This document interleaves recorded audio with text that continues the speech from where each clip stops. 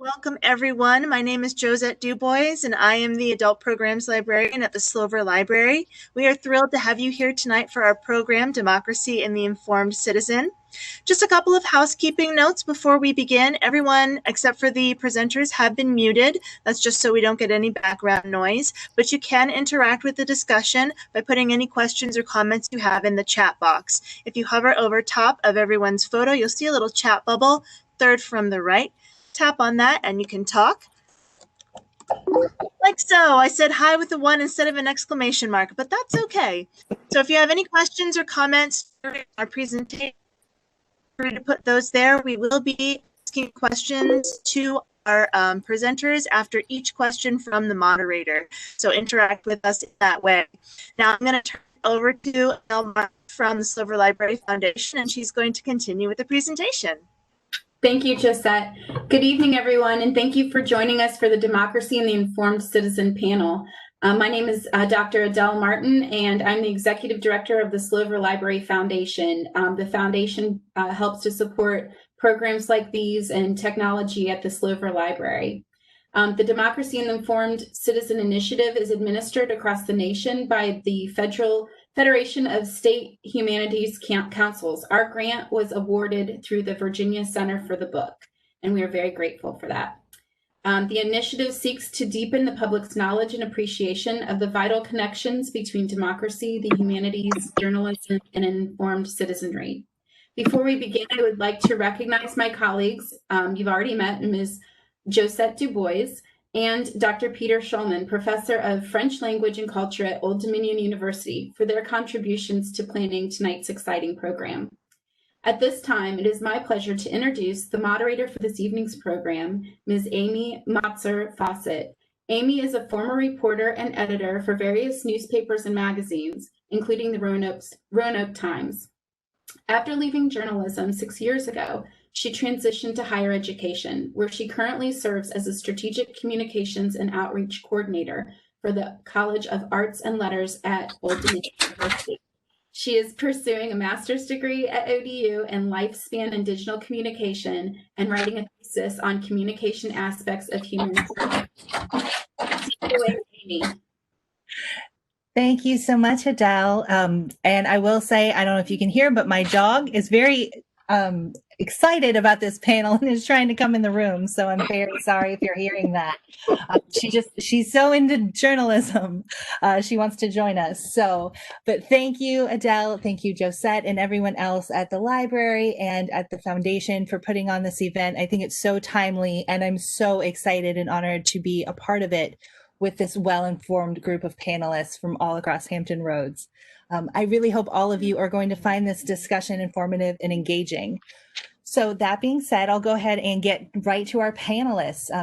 They're such a great group. So our first one is Peter Adams, and he's a lecturer in the ODU English department. He has worked as a journalist for Gannett newspapers covering NASA's space programs. He was part of the startup team for USA Today and also covered science for the Orlando Sentinel. He has served as an editor for a Washington-based newspaper covering national security issues and wrote extensively on the Soviet and Russian military affairs, including a transition column, the Soviet Military Press. He is the author of Politics, Faith, and the Making of American Judaism and the Bowery Boys, Street Corner Radicals and the Politics of Rebellion. Our second panelist is Barbara Hamm Lee. She's the owner of Sharing Info, LLC, a media and community engagement and racial equality consulting company. She's also the executive producer and host of Another View, a weekly talk show that discusses today's issues from an African-American perspective. And she's heard every Thursday at noon on 89.5 WHRV-FM, the NPR station serving Eastern Virginia. Well, so welcome, Barbara. Thank you for being here. Our third panelist is Ryan Murphy. He's the Norfolk City reporter for the Virginian-Pilot.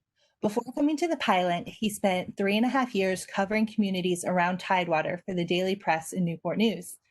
The Chesapeake native has been working in newspapers professionally for more than 7 years and will continue to do so until they kick him out. So, thank you, Ryan. And finally, we have Dr. Jesse Richman, and he's an associate professor of political science and international studies at Old Dominion University, where he teaches courses in American politics, game theory, statistics, and research methods. His work has appeared in numerous scholarly journals, including the American Political Science Review, Journal of Politics, Legislative Studies Quarterly, State Politics and Policy Quarterly, and Electoral Studies. Jesse has served as an American Political Science Association Congressional Fellow and a Fulbright Scholar. So thank you, Peter. And thank you to everyone again for being here today. So I think we're just going to go ahead and jump right in with some questions, and then we will obviously be taking some questions later as well. So please put those in the chat if you have anything that you'd like to discuss. So our first question is, in your experience, what is the role of media in informing democracy? So I would like to just open that up to all of the panelists.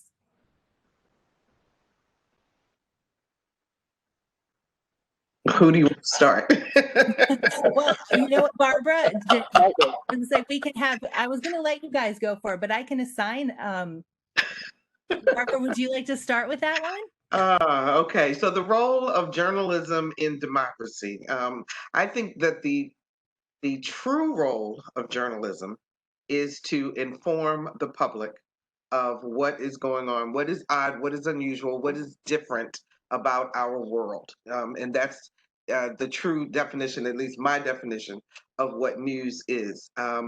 News is not supposed to be what it has become, which is a lot of opinion and a lot of screaming and yelling, as opposed to the facts and letting people take those facts, digest those facts, and come up with their own conclusions in terms of coverage. If we're talking about particularly the political climate that we're in right now, we are very polarized, and people look to their various news sources, and I put those in quotes, for direction and for talking points and so forth. And that's more on a national level. And I still think on the local level, we are closer to what news is supposed to be about, which is reporting on our communities, reporting on what is happening on a local level that affects our lives on a daily basis.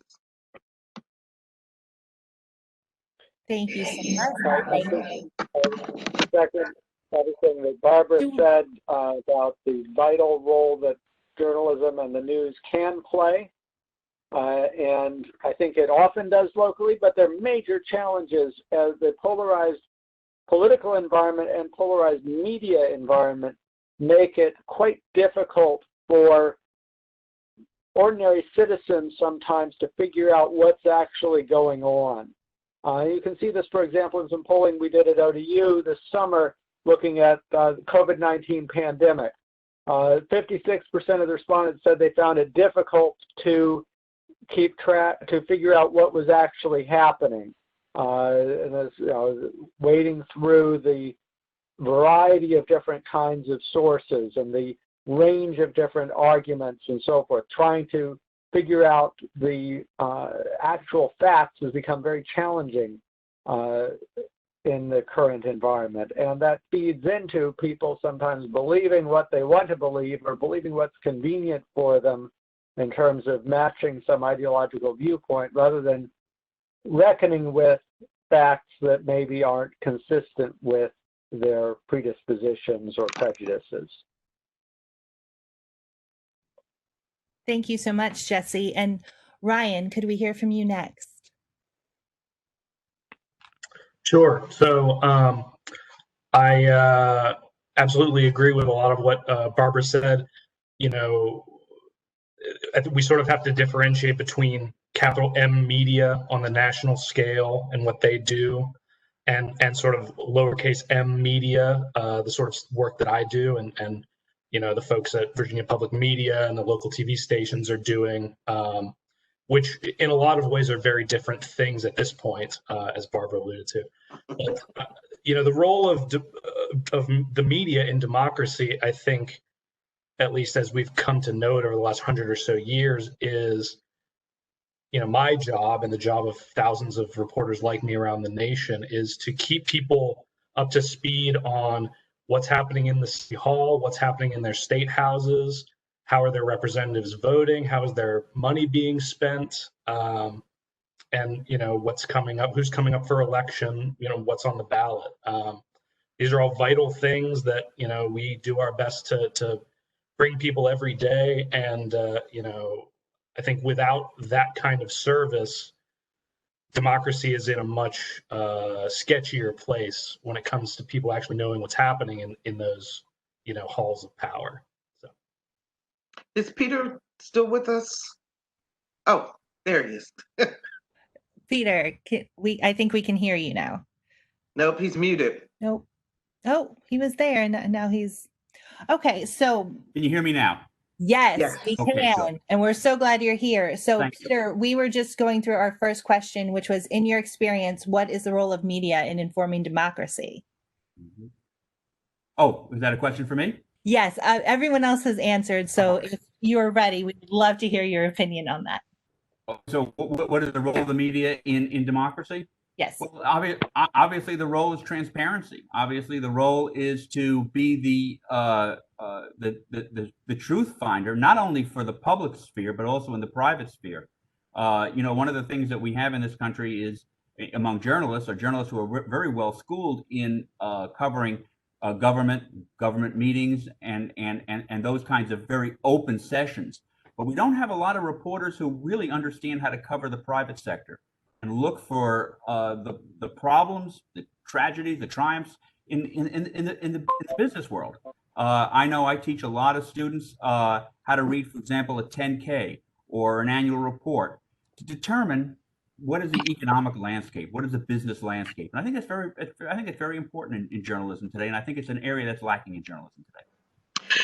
Amy, if I could add one other thing too, I think that because of social media and the explosion of digital and things that are happening, we've kind of muddied the waters a bit with what do we call them, citizen journalists now, or citizen reporters and others who are not necessarily professional journalists, whose job it is, like Ryan's and mine on the show, to really delve into a topic, really know the background, know the people, know the players, know where to go to find the information. And so therefore, a lot of it becomes more opinion than it is actual facts, actual news. And everybody who is absorbing all of this gets confused because you're getting information from everywhere and trying to discern what is truly journalism, what is truly news versus someone else's opinion is really muddied at this point. And I think that's an area, I think that's why people get so confused and have a hard time really coming down to making some really important decisions, or they just give up because it's too much. It's information overload. I agree. Yes, that's a great point, Barbara. Thank you so much for bringing that up. I kind of want to put a pin in that because I think we're going to return to it as well. So thank you again for bringing up that point. So I think we will move on to another question now. And Amy. Yes. We did get a question from an audience member. Okay, sure. Let's go ahead and listen to that. Absolutely. Sure. So it must be difficult to balance readership, listeners, and fact-finding with wanting to listen. How do you balance these things?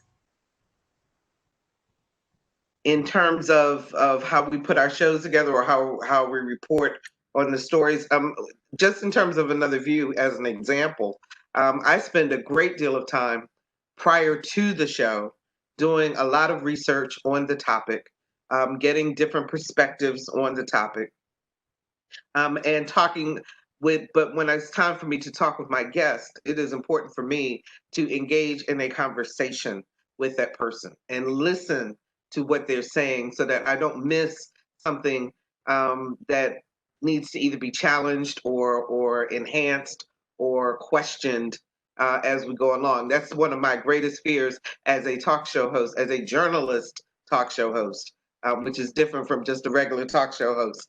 And that is that I am not enough on top of a topic that a guest could say something that might get past me and that I don't challenge it as I should if I'm asking the right questions as a journalist. So it's a dance, but it's a fun dance. Absolutely. And then I was actually thinking, Ryan, if you would like to jump in here, I'm sure that there's some really interesting points that you have as a newspaper reporter. It's the same idea, but probably a bit different from what Barbara does every week on the radio. Yeah, so I don't envy Barbara at all because doing all of that live terrifies me.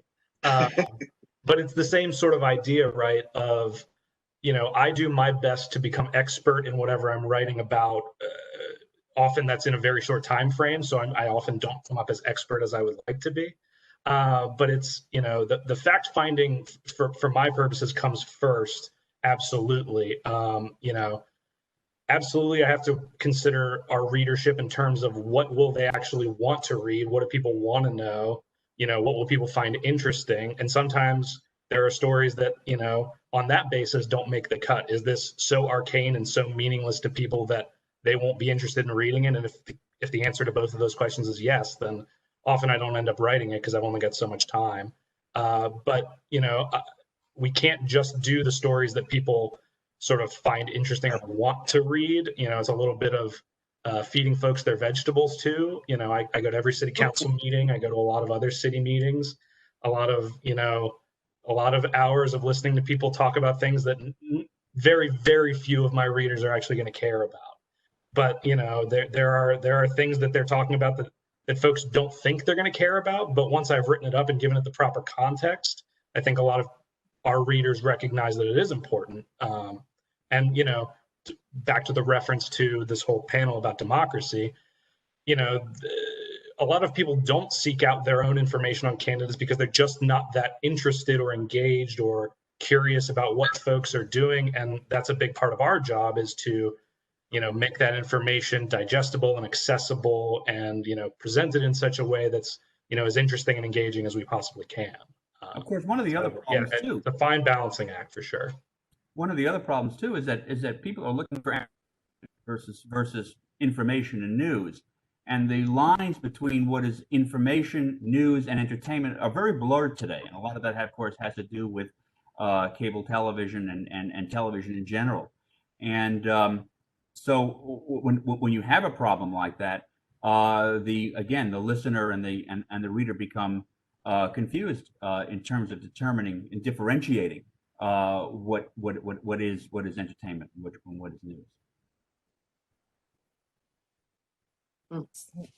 And thank you so much, Peter, for that. And Ryan, I have to say, I love that. I'm going to use that now. Eat your vegetables. Eat your news vegetables. My days in journalism. And then Jesse, I was thinking that you probably have some thoughts on this question. Yeah, well, I'm coming to this from a somewhat different perspective because I'm a political scientist and an academic as opposed to a journalist.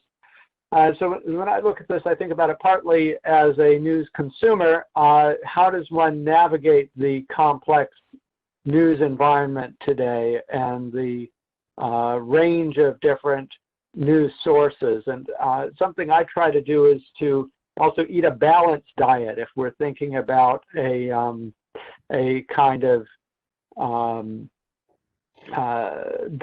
food analogy. And that comes in two ways. One is in terms of balancing opinion stuff with reporting on what's actually happening. It also comes in thinking about the opinion side of things, balancing the range of different opinions I'm reading to make sure I'm reading not just it's more fun often to read the pieces where you agree with the author and you're like, yeah, this is well said, right on. But it's important to also try to seek out the stuff you don't agree with, the people who aren't in line with your view, and to try to get a sense of where they're coming from and how they got to this position that doesn't make a whole lot of sense. And ideally, maybe that puts me in a better position to understand the structure of the overall opinion and where the public's at and that sort of thing. And then, as a scholar, I'm often working with lots of data and big data sets and so forth, trying to make sense of those. And I think understanding how people are thinking about issues is crucial there too, but in a different way. And again, there you have to try to balance what are people going to be interested in this, what's an important result or something that people should know. And you know, when I have my students in my entry-level journalism class, what I tell them to do is that they have to look at opinion outside of their own ideological silos. And I think one of the reasons we have such polarization in this country and we have such an attack on democratic institutions is because people are so ideologically apart. And part of that is because we have siloed ourselves politically. And you know, I personally watch 30 minutes of MSNBC, 30 minutes of Fox, 30 minutes of CNN. Then I'm confused, but at least I get a 360-degree perspective, and that's what I'm looking for. And you have to get that kind of thing. You know, when I was the news director at News Channel 3 back in the 90s, and I used to give speeches about news and about consuming news and so forth, and I would tell people then in the 90s that TV news was the headline, and to go read the paper, go read other publications and so forth to get the deeper dive. And now I would say social media is the headline.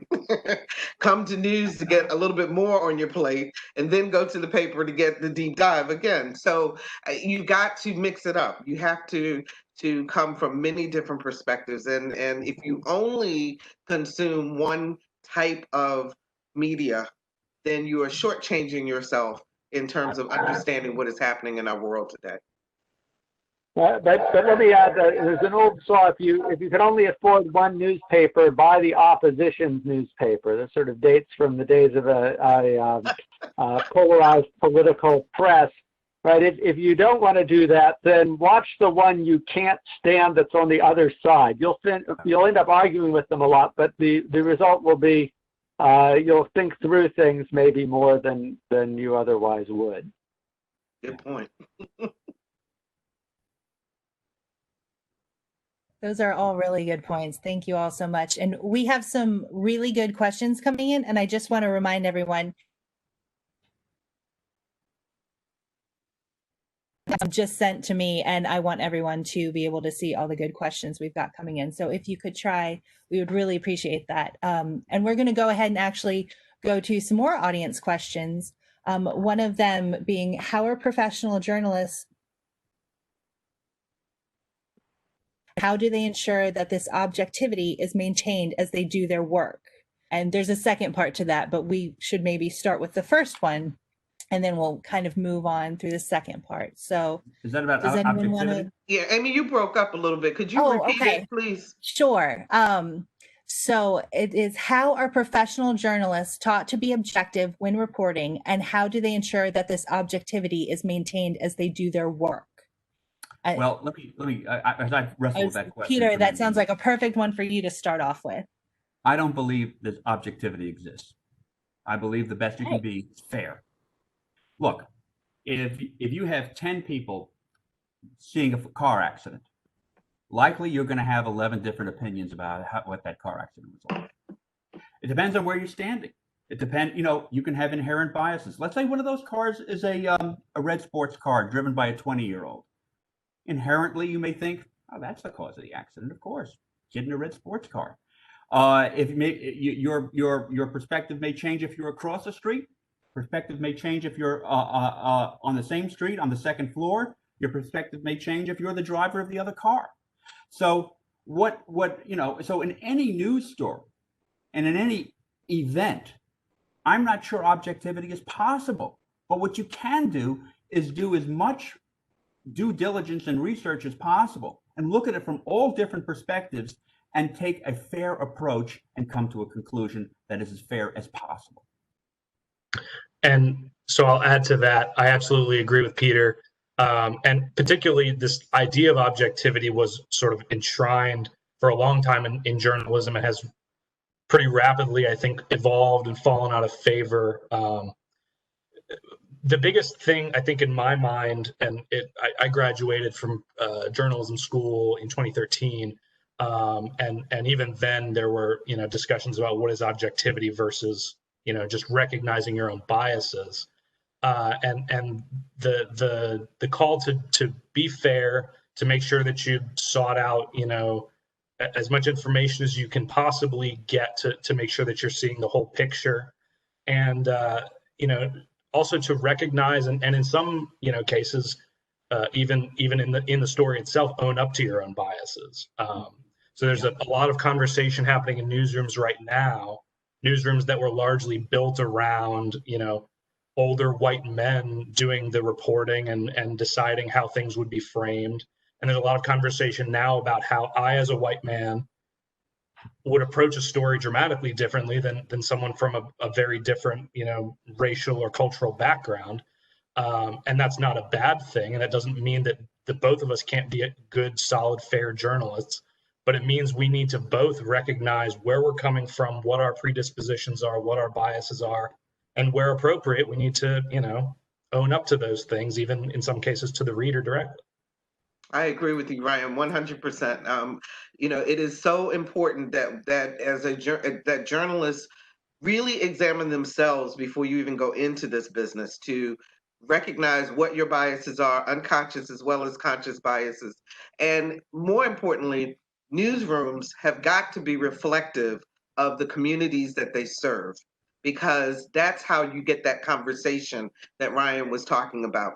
You cannot serve your community fairly if your newsroom does not look like your community, because you need those perspectives in order to avoid making really, really bad mistakes and really, and walking yourself into a trap, because your staff may not have the perspective that they need in order to cover a community. And so you could find yourself stepping into some deep water if you don't have people around the table who would say, no, here's what this means, here's what happened. I could give you a real quick example. I have a friend of mine who is a retired police officer in Durham, North Carolina, and he was working with a rookie police officer, and they were out patrolling, and they came across a group of men, of African-American men, in a circle. And the rookie got there first. And so he radios my friend, who was his supervisor, and says, they're getting ready to fight. It's getting ready to be a riot. I don't know what's going on. And he's freaking out. And so my friend, his supervisor, arrives there, and he assesses the situation, and he looks at the rookie, and the rookie says, what are we going to do? And he says, we're going to watch. It was a Greek step show on an HBCU campus. So without perspective and understanding culture, it becomes very difficult. You perceive something as one way when in fact it's something totally different. And that's really important in newsrooms. It's critical that you have various perspectives in the newsroom so that you can bounce ideas off. I wish people in the general public could be a part of the morning meetings, or whatever they call them in the newsroom and in newspapers, where that's where the ideas are kicked around. That's where people bring things to the table. That's where they talk about how, not only what the story is, but how is it going to be covered? And in what format, what length, what perspective are we going to come to this story, approach the story with? And then when you're out on the story itself, reporters have to be flexible enough and understand enough to throw out the window what they thought the story was going to be when they were in the newsroom and cover the actual story. And I see Ryan and Amy both nodding your heads, because that happens. You go out there with one perspective thinking this is what's going to happen, and it's totally different once you get on the scene.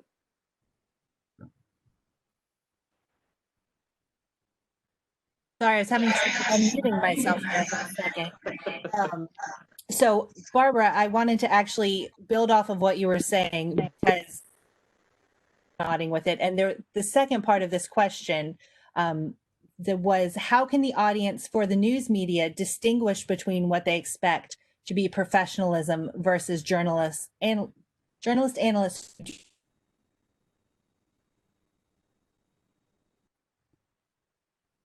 Okay, you broke up really badly that time, Okay. at least on my end. Okay. You know what? Can we try it again? Yeah, I'm going to just go ahead and type this in just in case. Okay. But I'll read it again. But if I break up, then you can read it. So it's I see it here. Okay. And I'll just read it just in case some people can't see it. How can the audience for the news media distinguish between what they expect to be professionalism versus journalists, analysts who do not objectivity? Well, I think one of the problems that we have is that we have what we have is citizen journalism, and we mentioned this before, where today if you have a cell phone, you can cover any story just as well as a professional journalist, and can we trust that sense of fairness, that sense of trying to get the truth out of a story to anybody with a cell phone? I think that's going to be one of the key problems in the future of journalism, is for the public to be able to differentiate the professional from the citizen journalist. I'm not saying that the citizen journalist is always unfair or does not have an agenda, but in many cases they do. And one of the things that we've had in professional journalism for centuries is the gatekeeper. In newspapers, it's the managing editor. It's the one who decides, is this story being treated professionally? Is this a story that it passes a lot of different tests of being something that we want to publish in a newspaper or air on a broadcast? And we don't have that today, when we have just about anybody can become the journalist just by virtue of the use of their cell phone. Well, I'd like to push back that just because you have a cell phone and you can take pretty pictures does not make you a journalist. Yeah. And I really think that is part of the problem, because everyone thinks that I agree with you from that perspective, Peter, that everybody thinks that they can just go out and do what people literally decide that they want as a career, and they study it and they learn how it's done and they find out why it's done that way, and hopefully bring the right tone and the right perspective to the job to do the job well. And just because you can take pretty pictures and can tell someone something about those pictures does not make you a journalist. But I put that's part of the issue. I put some of the blame on the TV networks. Every time there's turbulence in an airplane, we've got somebody sitting there with a cell phone. They take a picture of the turbulence in the airplane, and the next thing you know, it's the lead story on ABC News. And so, and why is it a good story on ABC News? Because it's good video. And once again, it's that blurring that line between news judgment and entertainment. Yeah, because it's a visual medium. You're right. You're right. It's a visual medium, and it does not work without good pictures. Mm-hmm. But at the same time, it is still important that regardless of the video, that they also do the research and do the work to get the right story. Right. And that's where the line comes in, as far as I'm concerned, between what we call citizen journalists and other journalists. And I wouldn't call them citizen journalists. I would say they were citizen observers. Okay. Good point.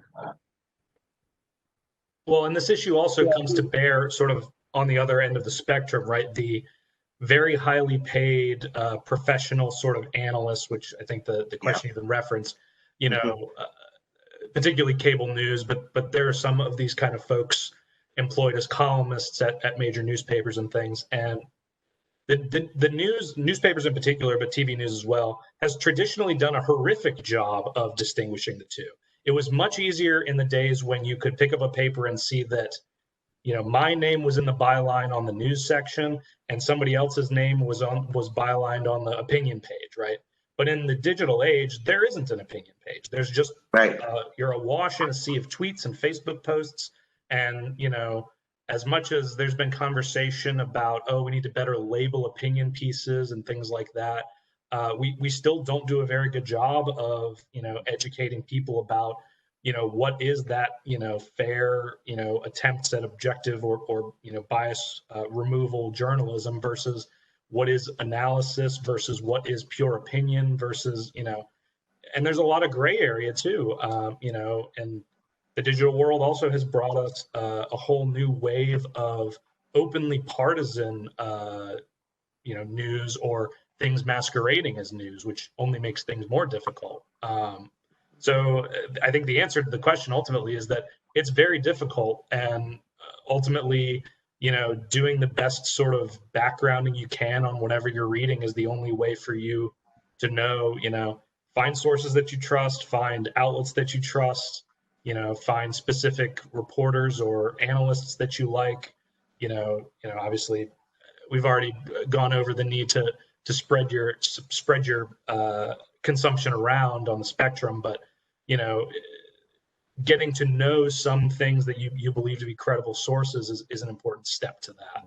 Because if you know those, if you say, oh, well, I trust the Post, and you see a story from a different outlet that contradicts what you read in the Post, that might lead you to some questions about, whether something is accurate or legitimate or whatever. But it's a really, really tough thing, and the journalism industry has been struggling with it since the internet. So yeah, that's true. Absolutely. So actually, that kind of leads very nicely into another question that we have from the chat, who I have to say is from Latasha, who is really making some great points if anyone isn't well. But her question was, what impact do the panelists feel social media has had in the role the media plays in democracy? Oh boy, I think social media has been a disaster for this country. I really do. I think that it has. I think it's eroded democratic values. I think it has been used by provocateurs to create and to emphasize the polarization in this country. And I frankly don't think social media is going to be around that much longer in its present form. If you look back 10, 15 years ago, you'll see that social media was very, very different. I ask my students, for example, I say to them, all right, how many of you have a Facebook page? And 6 years ago, every hand would go up. And today I ask how many of you have a Facebook page, and I get maybe 2 hands. How many of you have Snapchat? Oh, everybody's got Snapchat. Okay, how many of you use Twitter? 5 years ago, I got a half a class of hands. Today I get none on Twitter. So I think what's happening is that social media in a lot of ways has started out almost as a gimmick and as something new, even for the younger generation. And because of its erosion on civility and its erosion on democracy in of itself, I think it's going to change, and I think the platforms are going to change, and its intent is going to change, because and even today, I think a lot of people are fed up with it, and I understand why. All right, so Peter's coming out really strong. Does anyone else have an opinion on that? Well, I'm not so sure it's going away. It will keep evolving. We had blogs were big, and they've sort of, they're still there, but things keep cycling. But the fundamental transformation that social media is part of, and this connects to the amateur journalists also, is dramatically changing the entry cost for anybody who wants to become a content creator. Mm-hmm. It used to be that the entry costs were very steep. Now the entry costs are very low.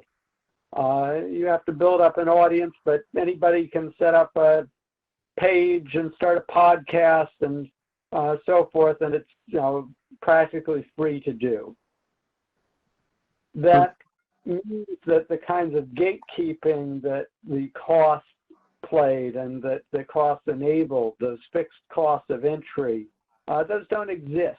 And so this creates important challenges. I think the key is we have to think about how we reckon with those challenges. Maybe it'll just go away, right? Peter's it's all going to go away. We don't need to worry about it. I'm not so sure. I think we need to think about how do we make this work in the sense of knitting back together a public sphere in which the crazies are not as dominant, and in which the truth doesn't get circled 5 times around the world by falsehoods while it's still lacing up its shoes, which is more or less what happens now, in which everybody ends up stupider because they end up believing a bunch of stuff that's fake, that got fed to them either by their closest friends or by foreign agents or provocateurs, in some combination. And so I think, yes, it needs to be changed, it needs to be reformed somehow to find ways to create more incentive for people to be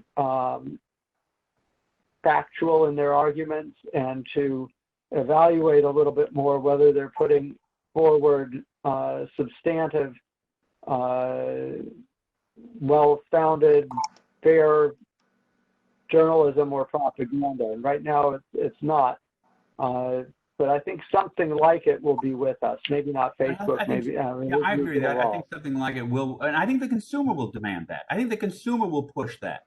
The consumer will determine how it's going to evolve. And I think when the consumer, and I think a lot of consumers today feel that it's not working to the best interest of the commonweal. And so I think it's going to change, but I think we as a people are going to change it. Well, if we can figure out how, that's part of the challenge.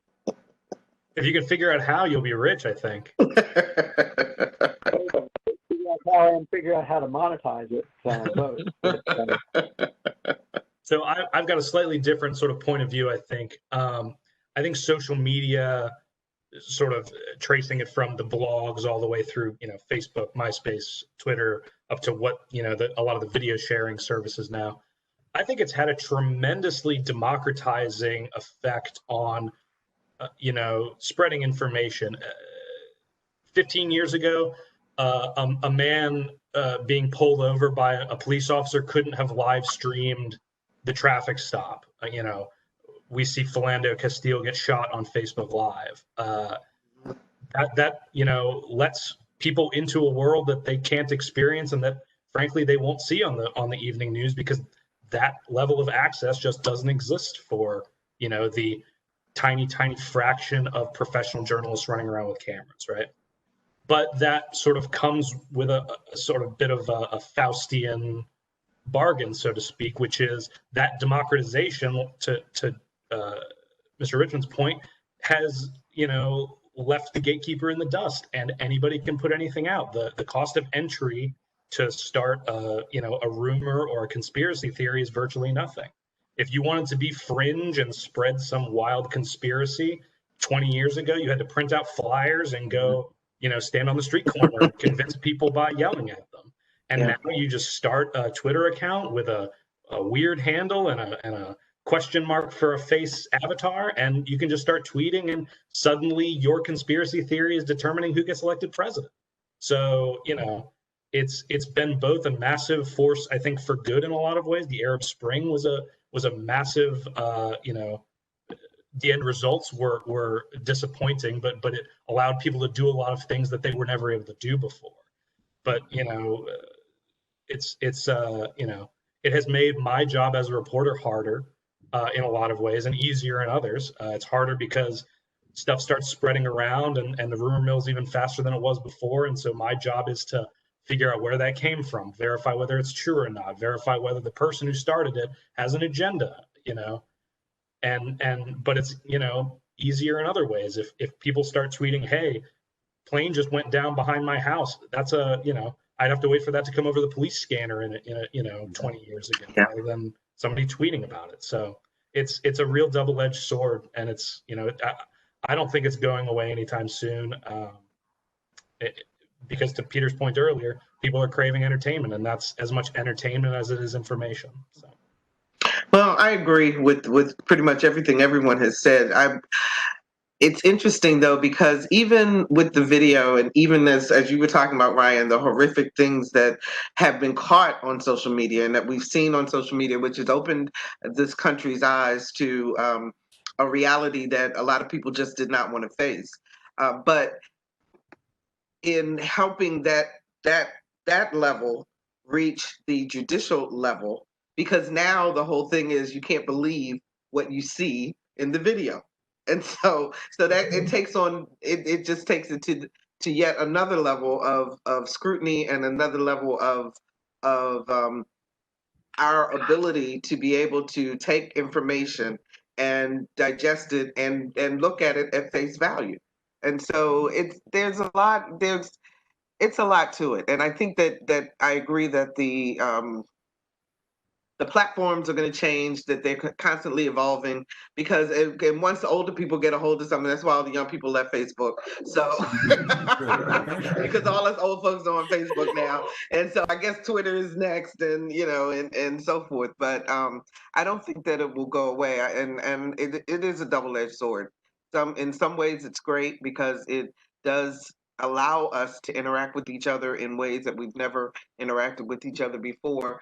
But in other ways, it's dangerous because it spreads rumors, it spreads lies, it spreads ideologies that are dangerous. And when you don't take the time to be discerning of what you're taking in, that's where the problem comes in. Absolutely. So Barbara,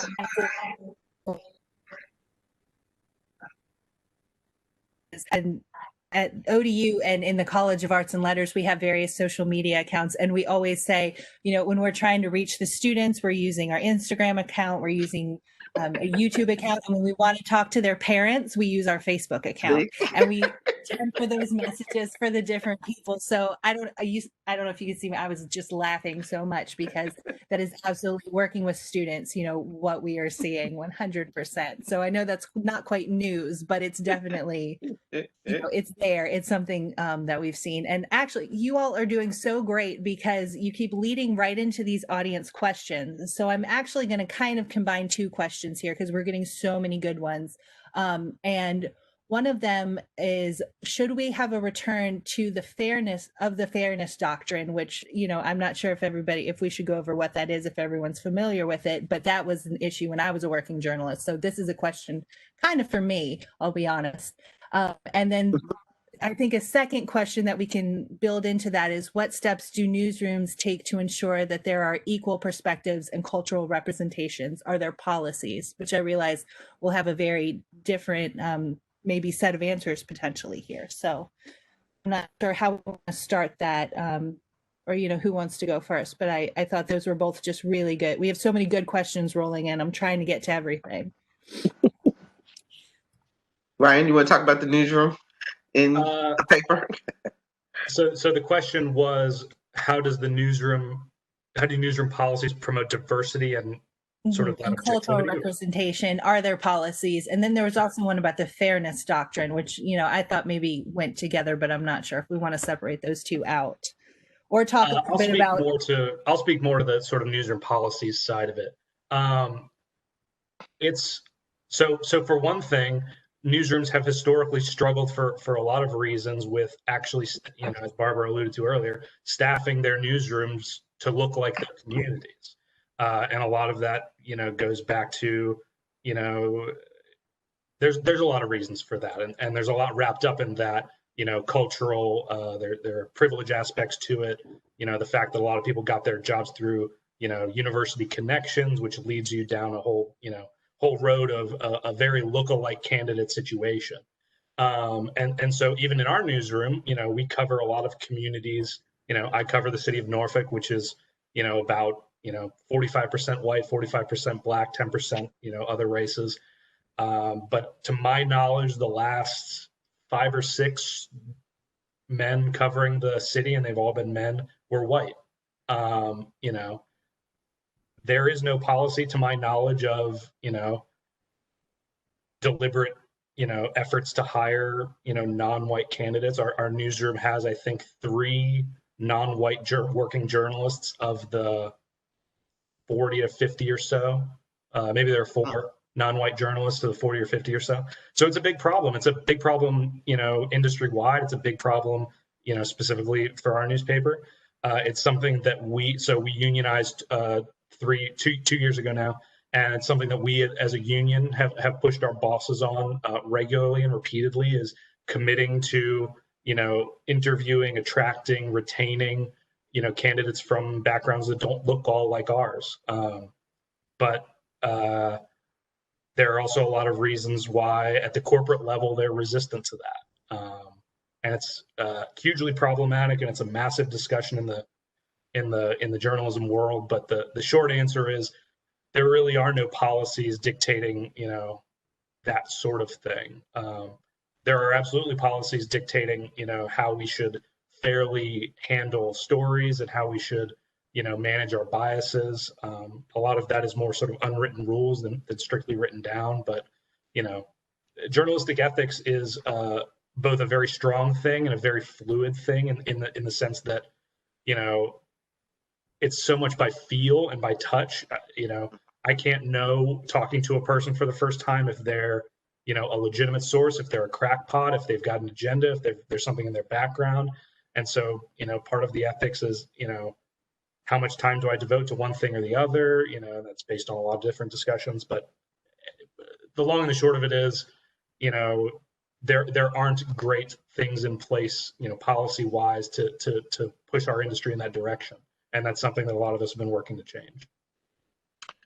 I am a member of the National Association of Black Journalists, which is the largest journalism organization of people of color in the world. And our entire mission since 1974, I believe it was, when the organization first started, was to get representation in the newsroom, not only from reporters, because everybody looks at the external, reporters and anchors, but more so in management, because that's where the decision-making is done.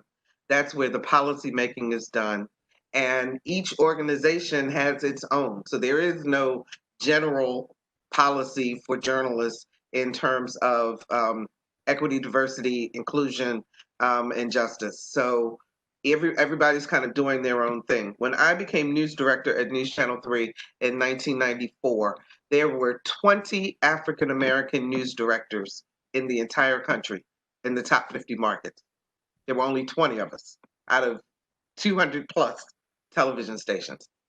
And I was the only woman. So there were 19 men and myself. And that was in 1994. Okay, that's for some people, that's the dark ages. For me, it still feels like yesterday. And it's interesting, as I watch WHRO, which you all know has just started a brand new news department in this climate. And to its credit, it's a very small news department. There are 2 reporters and there's a news director.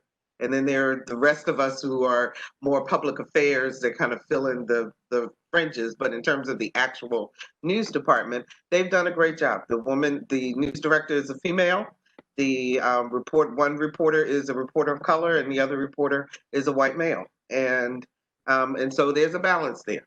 But again, in looking at how much coverage can 2 people do, and which stories are they going to pick, and how is that going to work in terms of daily coverage? So they have to be very strategic and very thoughtful about the kinds of stories that they're going to do.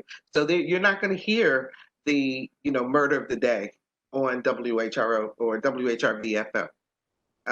That's not their mission, and frankly, there's not enough people, even if they wanted it, to be their mission. So public media is usually has more time, usually has more breathing space, usually has the opportunity to delve further into a topic, and that's the way that this news department is going right now. And they were talking about social media. There's a whole discussion going on at the station internally as we try to come to grips with what is the social media policy now that WHRO Public Media has a news department.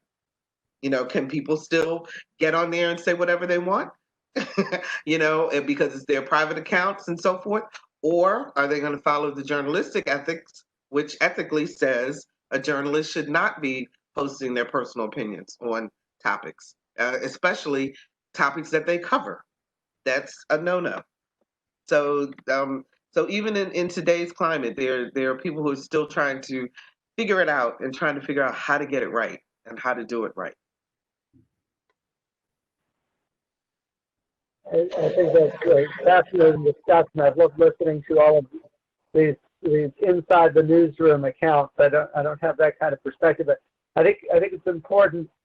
I just to amplify, I think the diversity of the people covering the news, both in terms of the various kinds of demographic categories we can make up, but also cultural diversity in terms of people who understand different cultures. You might have two people who look the same, but one of them may have a very different cultural background that will allow them to cover some aspect of the community more effectively than somebody else. And I think that's important too.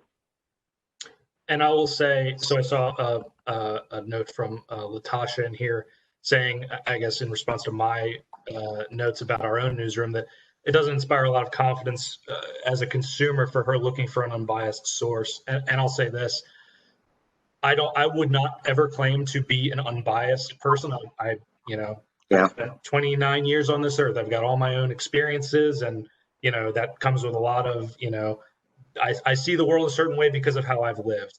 But I think in terms of my work and being able to report, I don't think being a white guy from the suburbs disqualifies me from reporting on a city that's basically half African American. And I've made it a point to do everything I can to acknowledge my own bias and to counteract it in any way that I think it would get in the way of reporting a story directly and fairly, and that encompasses as many points of view as possible.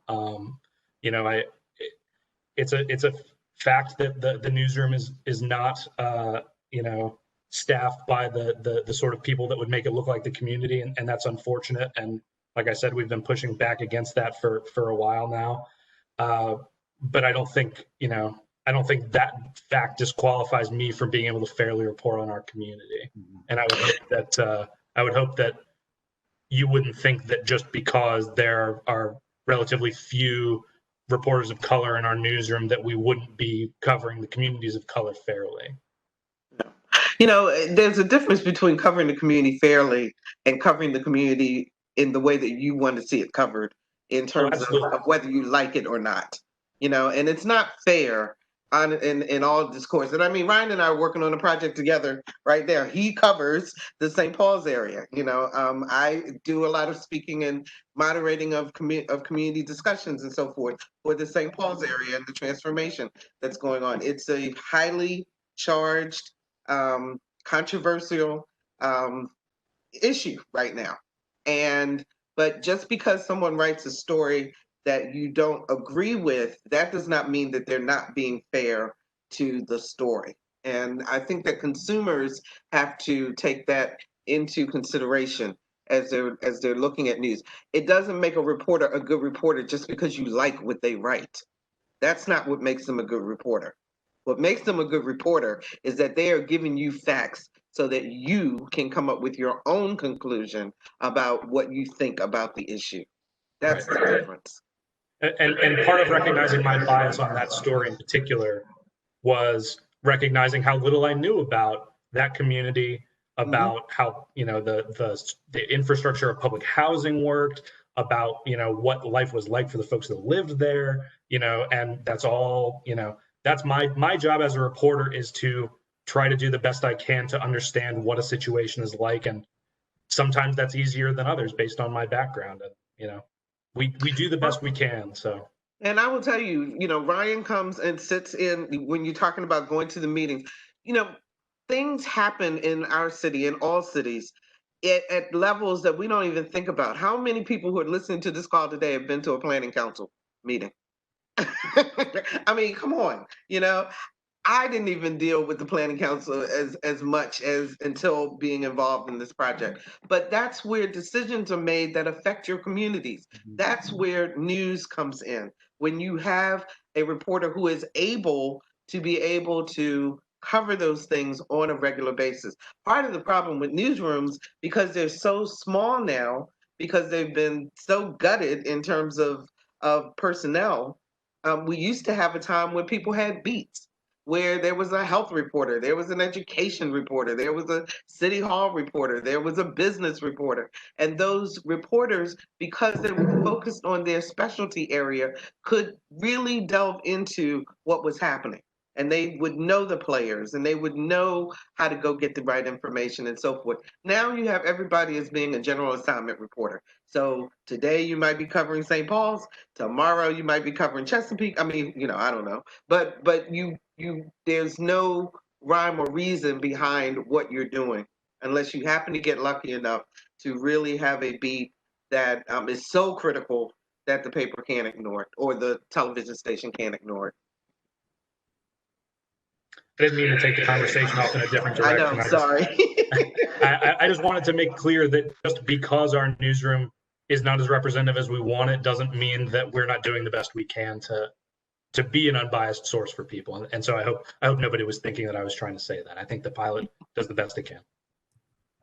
No, Ryan, I was going to say, as moderator, I was thinking, should I let them go? And I decided, no, I think this is really, I hope, valuable for everyone who's listening, because I think, all of us have some understanding of news. And I always wondered myself as a reporter, how much do people even know sort of about our inner workings and how we view things and all of this. So I think this is really valuable, and maybe it kind of went a little bit off topic, but people are talking about journalism and democracy. And I personally believe that you can't, those two things are intertwined. You can't separate them. So I think this is really valuable, and I really hope everyone else does too. And there's actually another great question from Karen in our audience asking, would the presenters address the loss of the local newspapers and general media consolidation and how those things impact democracy?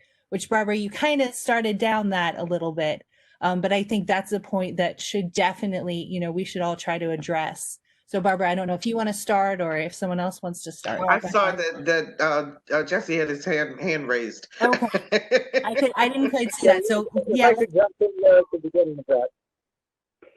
So, I think this is a vital intersection. I thought we've been talking about sort of the news, but let's bring in democracy and how this intersects. How do people know how to vote? Well, they think about what's going on. How do they figure out what's going on from journalism? And getting to that information depends upon quality journalism existing. And so I've done some work looking at, for example, how people vote in state legislative elections. The people who are keyed into local journalism are more likely to cast a vote that's not simply relying on party cues. The people who are who don't have that kind of information, all they've got left is, well, I like Donald Trump, he's a Republican, I'll vote for this Republican. I don't like Donald Trump, this person's not in Trump's party, I'll vote for them. That sort of thing. It's vital for people to be informed, and there's a fair amount of evidence that the quality of local journalism matters for the functioning and the viability of local economies. Cities' bond ratings actually degrade when the quality of local journalism declines, when newspapers go away and that sort of thing, because there's less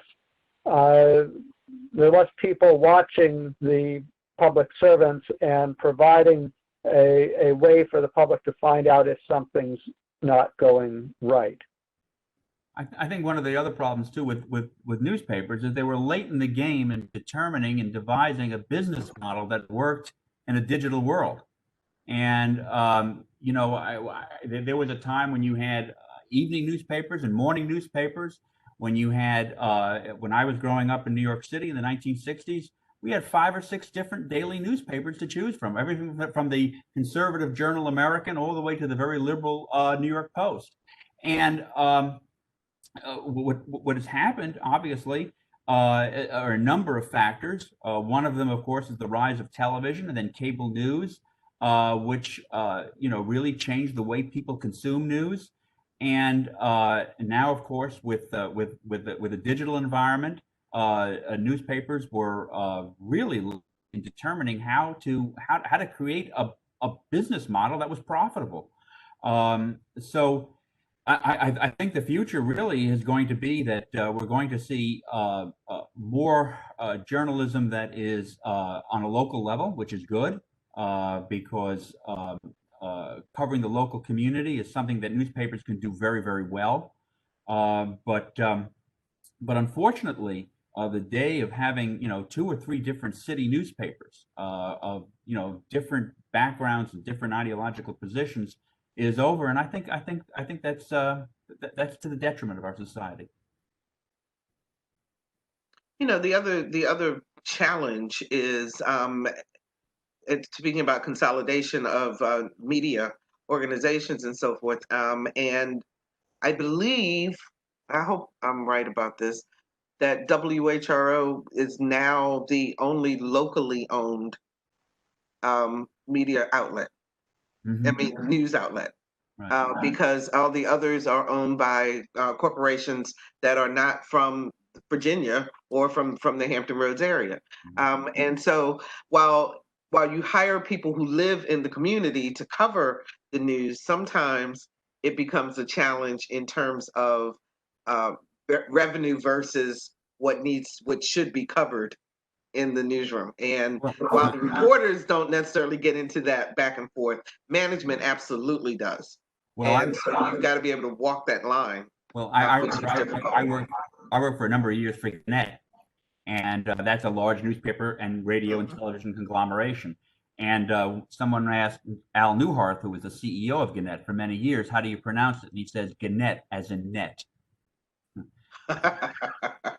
And it was when I worked for Gannett for, oh God, at least 8-9 years. And the bottom line was the bottom line. And it impacted the way we covered news. It impacted the way we distributed resources. And it is unfortunate, but news is a business, and it has to make a profit. And it always has been. So sure, you're right. Yeah. So as Barbara mentioned, that there's only one really locally owned outlet here now. The Pilot was purchased 3 years ago now by the Tribune Company, which owns newspapers like the Chicago Tribune and the Baltimore Sun and several other. The fact that we are now corporately owned by an entity that isn't Norfolk or Virginia Beach or Hampton Roads based, you get less local news because of that fact. Because the company wants to be able to shell out dividends to shareholders, which was not necessarily a high concern. It was, everybody wanted to make money when it was locally owned, but it wasn't the priority that it now is. And that leads to things like fewer reporters, jobs going unfilled, people not getting raises or promotions, which leads the experienced people who really know the area to have to move on if they want to make a better living. It's been a really difficult thing to watch. And I was at the Daily Press before the Pilot, which has been Tribune owned since the 80s, and that's been going on there for years. And I'll just quickly plug through the union, the Tidewater Media Guild, and the larger News Guild. We've been circulating petitions and trying to rally efforts behind trying to find a new local owner, because we think that the community is not being served by our national corporate ownership, and we think that someone with a stake in the community, somebody who cares, with the pockets deep enough to help us get out from under the corporate ownership, would go a long way to serving this community, to keeping your city council meetings covered, to making sure that you know who to vote for on election day. And so we've got a major effort going there, and I'd be happy to share more information with anybody who's interested. But it's the corporate consolidation has not been good for local news, and as a result, not good for democracy. Yeah, I worked for a Tribune Company paper myself back in the 80s. I worked for the Orlando Sentinel in Orlando, Florida, which was a Tribune paper, and the Tribune Company pretty much ran it to bare bones. And in the past, when the Orlando Sentinel was going to cover a national story, they'd send a reporter to an event for a national story, or even to we had foreign correspondents for the Sentinel, for a paper that covered a large part of Florida. Tribune Company came in and said, no, we're gonna tighten our belts here, and really coverage, national coverage and even regional coverage suffered. It makes a huge difference when the ownership or the leadership of the news organization is a local person versus a national person. Very That peer pressure on the GM, on the CEO level, is fierce, and it makes a difference. And if there's coverage, that is going on or not going on, you have a lot more leverage with the person that you see in the grocery store, or that you interact with at Town Point Club, or you play golf with, or whatever it is, however you interact with them or sit on a board with them, than it does when you're an outsider who just comes in for the annual meeting or whatever, the once a year visit to the properties. It makes a huge difference. And just to sort of put a cap on this, a perfect example is the fact that Tribune decided that financially it was a better move to close the Pilot's newsroom in downtown Norfolk, which had been there for north of 100 years, and sell that building, let somebody turn it into apartments, and tell all of us to start working from home. So this was before the pandemic, so everybody's working from home now, but that was the plan. The plan was work from home, or you can go up to Newport News. And the central problem is the people telling us that don't understand what go to Newport News means. They're not from Hampton Roads. They don't drive the tunnels. They don't know. They don't understand how our community is structured. They don't understand that we have 7 cities here that's so different from everywhere else. They don't get it. They don't understand what our community needs. They don't understand how to give it to it. And that's the drum we've been beating for several months now publicly, in our effort to find a local owner. So, yeah.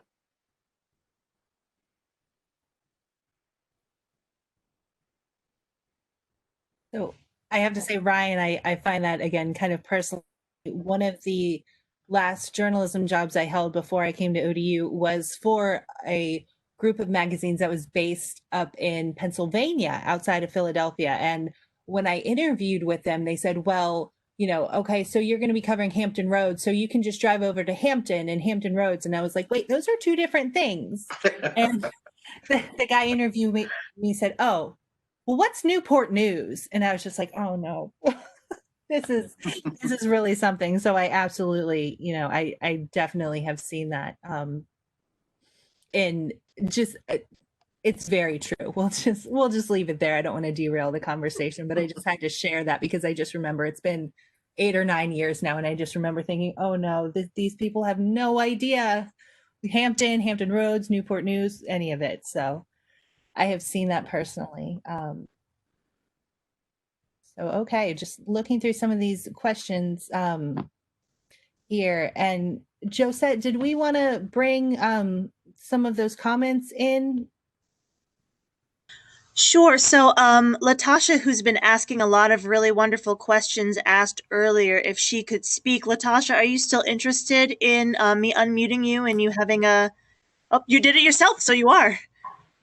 Oh, did I? I was trying all along and I wasn't able to. Thank you so much, Amy. I wanted to just kind of address Ryan real quickly. Thank you for this. This is awesome. I'm really enjoying it, obviously. But thank you for recognizing that statement or that comment that I made, Ryan.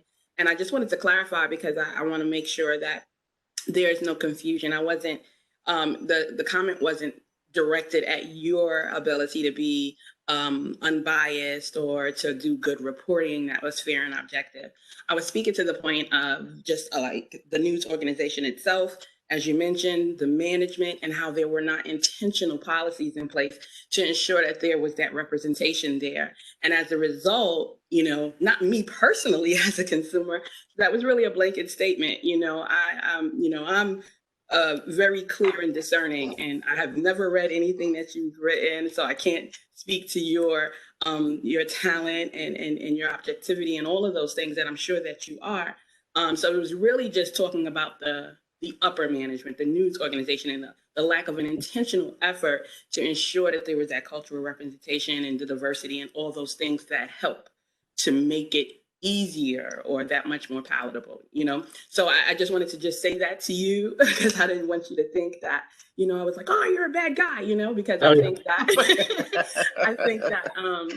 I think that it's wonderful for reporters from all different backgrounds and cultures and perspectives to come into the arena with all of that, but report the news the way it should be reported, you know, and I mean, and I don't expect anything less, you know, and so it wasn't directed at you, it was just the bigger people than we are on the bottom rung. Thank you so much.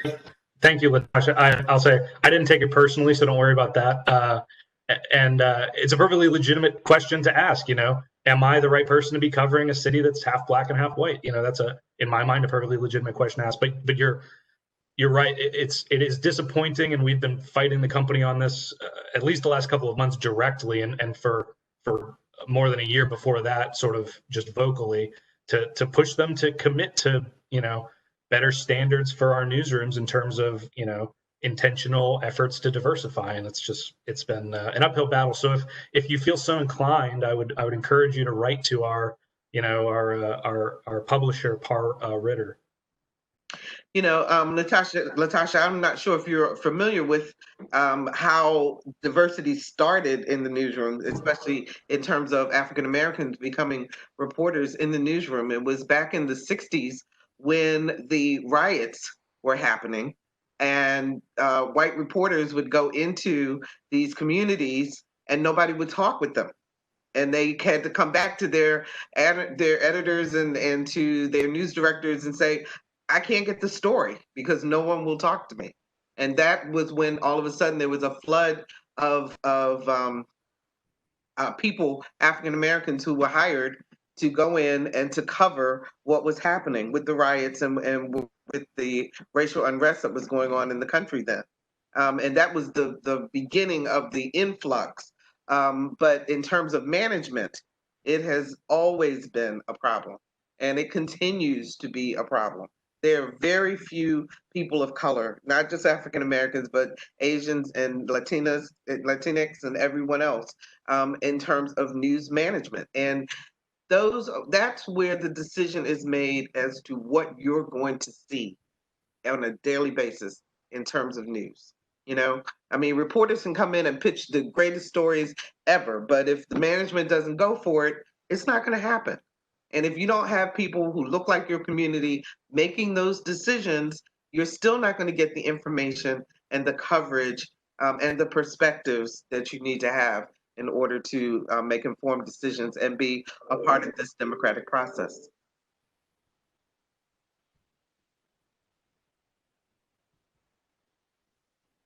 Thank you so much. Thank you, Latasha, for coming in on talking. I really think that this is valuable to get both sides going back and forth, which I know in journalism, sometimes it can feel a little bit one-sided where the reporters are reporting and people are just sort of consuming it. So I love that we can go ahead and have these conversations.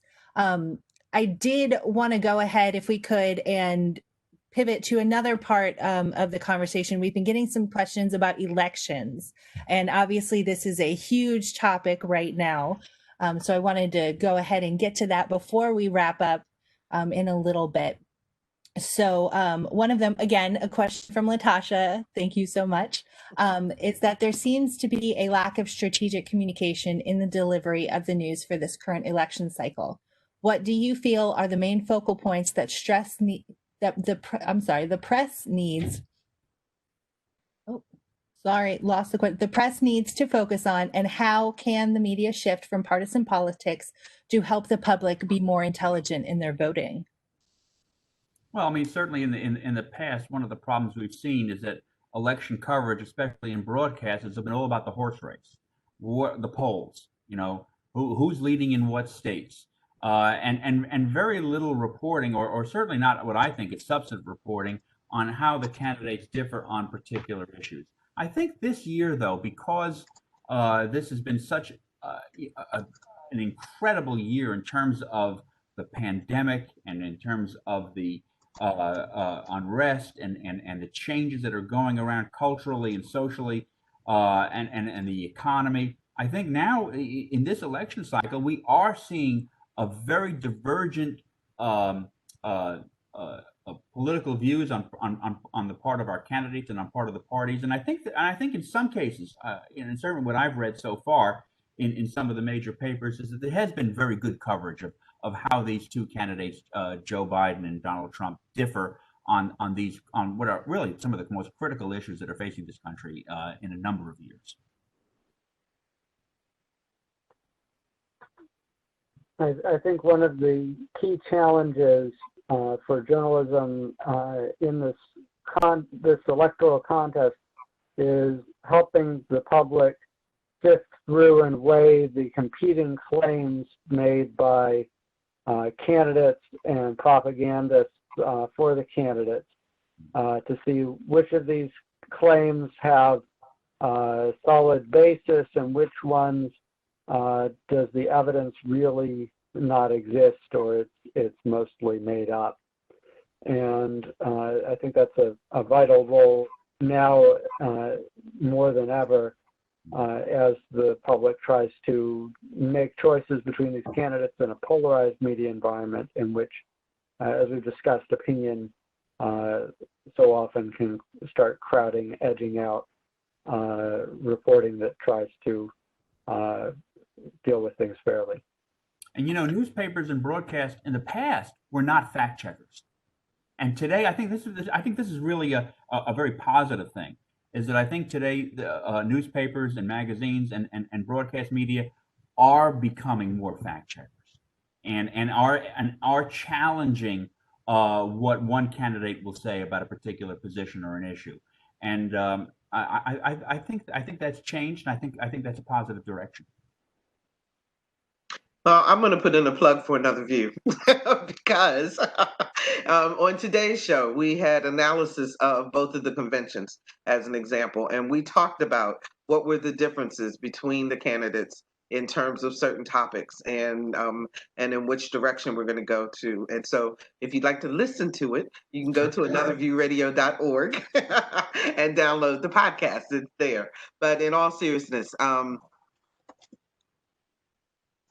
when I talk about the fact that you need to broaden your horizon, if you will, in terms of your news sources, that's where you're going to have to go in order to find out the differing opinions, not only of the presidential candidates, but I'm more concerned about our local candidates also. Who are we sending to Congress? Who are we sending to the Senate? Who are we sending to City Council? Those are where the decision-making and the laws are being made that affect your life on a daily basis.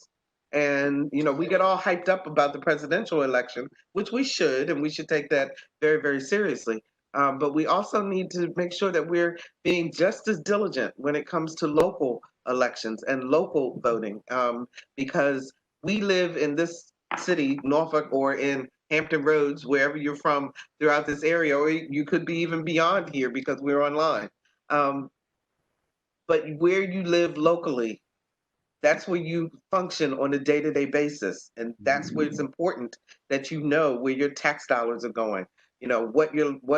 What's happening with the healthcare in your area, what's happening with housing, what's happening with jobs. All of that information is critical, and it's much more critical on the local level than it ever will be on the national level because it affects you on a day-to-day basis. Yeah, those school board elections are determined how our curriculum is set up. Absolutely. And those zoning board meetings and those planning commission meetings to decide whether there's going to be a permit to build a new big box store or not, or what we're going to put downtown. And those things affect us on a very personal and local, obviously local level. You're right. And in terms of that coverage, this is where the local journalism is so vital, because if you're spending all of your time on the national news, right? If you're bouncing between Fox and MSNBC and CNN, you're going to get a balance of perspectives maybe on national news, but you're going to miss entirely the local aspects of the news. And consequently, you're not going to be ready to make competent decisions, potentially. And unfortunately, most of us aren't informed enough about what's going on locally to make the kind of competent decisions. The people on this panel and the people in this audience probably accept it, but the public as a whole, people tend not to be very informed about what's going on in their local community. They tend not to vote in local elections. They barely can name any of their local representatives, and let alone know what they stand for or what the issues are that they're working on necessarily. And so this means that we kind of run local politics all too often on a sort of autopilot, depending on the few people who are paying enough attention to know what's going on. I remember when I left the newsroom in 2000, and I was stunned at how little people actually watched local news. Yeah. because I had been immersed in it for my entire career up to that point, and it was really shocking to me how many people on a daily basis don't watch a newscast, don't read the newspaper. You know, I mean, they just go about living. And, you know, that's another one of the issues in terms of democracy. What do you feel is your responsibility to be as a citizen, to be engaged in this country and in your community in terms of what's going on? If you don't take that part of it seriously also, then, you know, are you just depending on everybody else to make it right for you? Or do you want to have a say in it? That's the difference. And an uninformed public is not going to strengthen our democratic system. It depends on people having knowledge and being able to make decisions based on knowledge and information. I'll put it this way from my point of view as a local news reporter who covers these sort of elections, city council and things. The Washington Post is never going to cover the Norfolk mayoral election, right? Exactly. Fox News is not going to send somebody to cover the House District 93 race in November, right? Like those, if you get any information about those, they're coming from three places: the candidate on one side, the candidate on the other side, or the local news, basically. And so, you know, if you're asking the sort of the central question we started with was, what is the role of the media in democracy? And for those of us working in local news, that is our role. Our role is the conduit and the, you know, scorekeeper for, you know, local elections, for state elections, for the policy decisions that get made. You know, we've got a reporter working covering the special General Assembly session right now. You know, if there, I think there's only maybe 5 or 6 people left in the State House, you know, press corps now after all the different cutbacks and closures of different newsrooms and things. And, you know, if 3 or 4 people of those leave, then what, we've got 1 or 2 people trying to pay attention to everything that 2 legislative bodies are doing. You know, that's the media's role in democracy is. Yeah.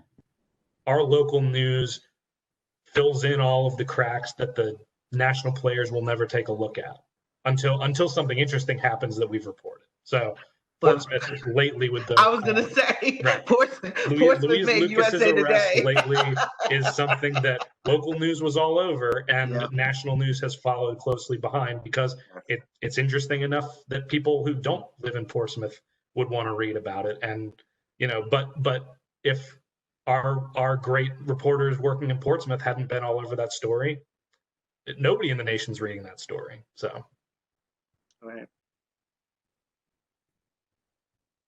Absolutely. And again, you know, our audience is just keeping up with these great questions. So I think that leads us well into a really wonderful question from Heather. That is, it seems the nonprofit model and the for-profit model both have capital investment issues, either directing the reporting or insufficient funding. What does everyone see as the solution here? I'm sorry, could you say that one more time? It's one of those things about working from home. You never quite know when everything's gonna Yeah. plant out on you. So it seems both the nonprofit model and the for-profit model both have some capital investment issues, either directing the reporting or in solution. Well, I tell you one solution that I see, and one thing, one bright spot that I see, over the course of the past couple of decades, we've lost a lot of investigative journalism, and these are people who were journalists who were assigned to do a large piece on a particular issue, really delve into it, and they got the resources and the time to really produce an exceptional piece that looked very deep into a particular subject.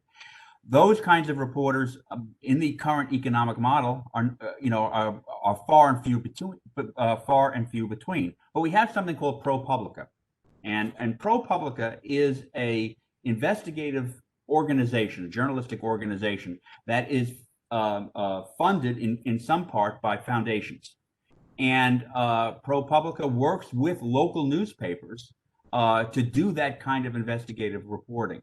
So, it's going to take a creative energy. It's going to take creative financing and the will of people who want to do that kind of reporting to team up with local reporters and bring investigative journalism back, because investigative journalism is what Watergate was all about.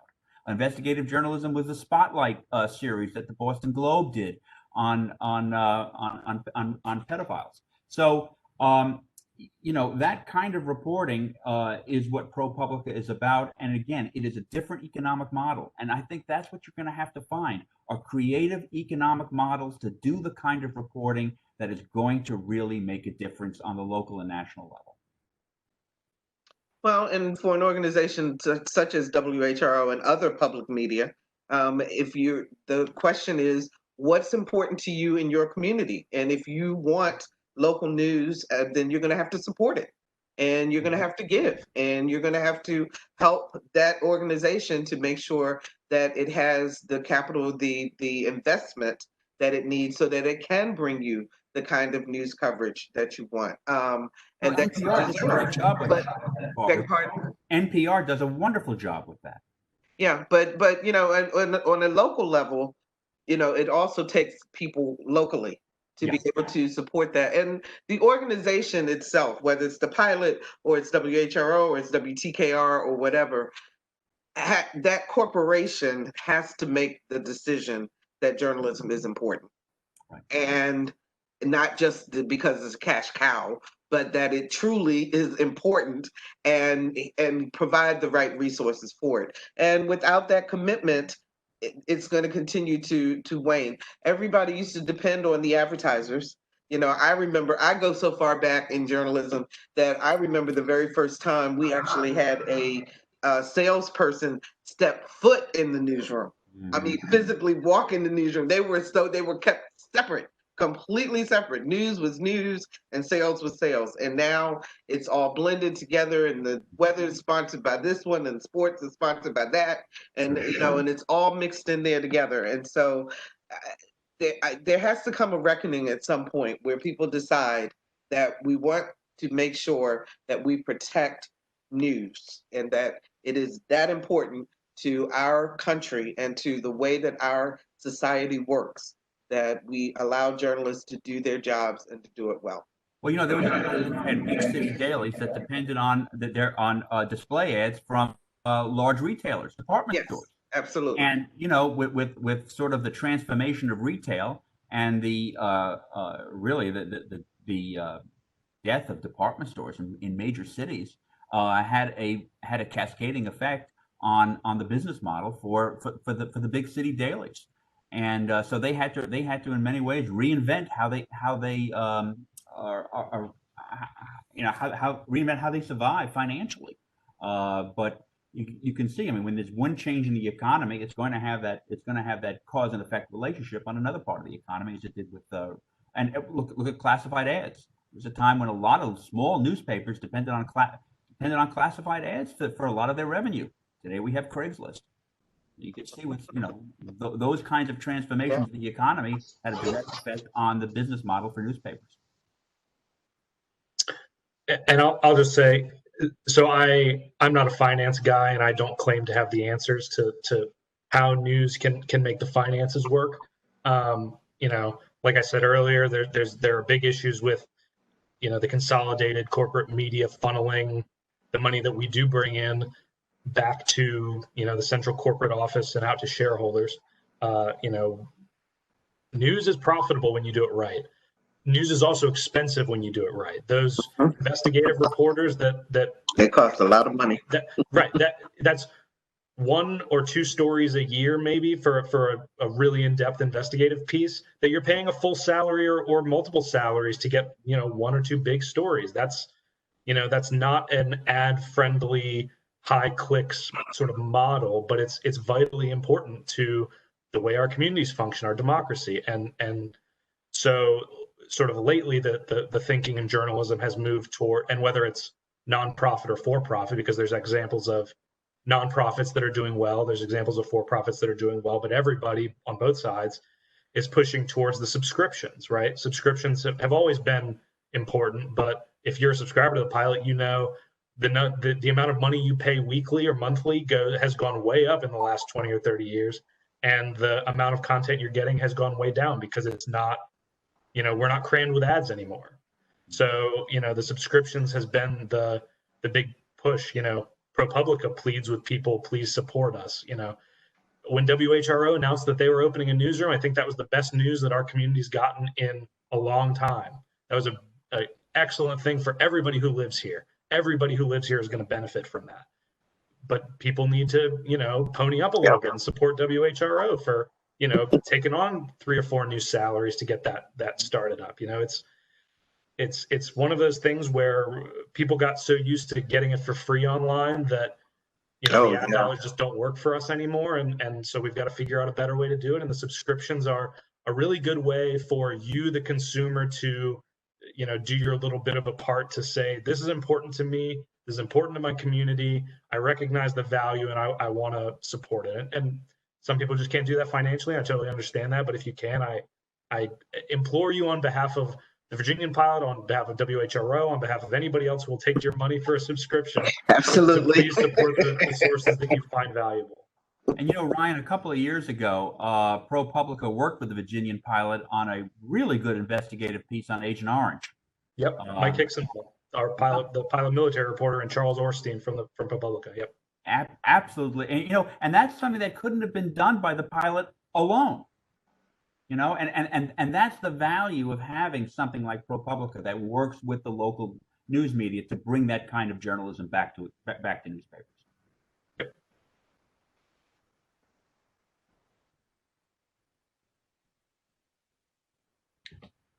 Well, this has been such a great conversation. And so I think that maybe we want to go to one more. Wrapping up, we don't want to keep everyone too long, although I'm sure we could all sit here and talk about this all night long. We won't. So we had a question. It was a bit back, but I wanted to return to it from Lynn because I thought it was so interesting. Freedom of speech is fundamental to U.S. citizens. Journalists are currently being attacked and their work is being undermined to sow seeds in the minds of some that perhaps they do not have the professional ethics that you've mentioned. How can you combat that negativism in our... Actually, like to add a second question to that is, as journalists, do you combat that? Is that your place to combat? So I hope Lynn doesn't mind. I jumped on her question. So I'll tell you one big way that we in the Pilot newsroom have talked a lot about how do we make it clear to people, who are awash in all of this other stuff that we're a little bit different. And a big part of that, I think, is showing our work. And by that, I mean, we don't just, as much as we can, we don't just tell you, this document said this or whatever. We post the document for you to look at, right?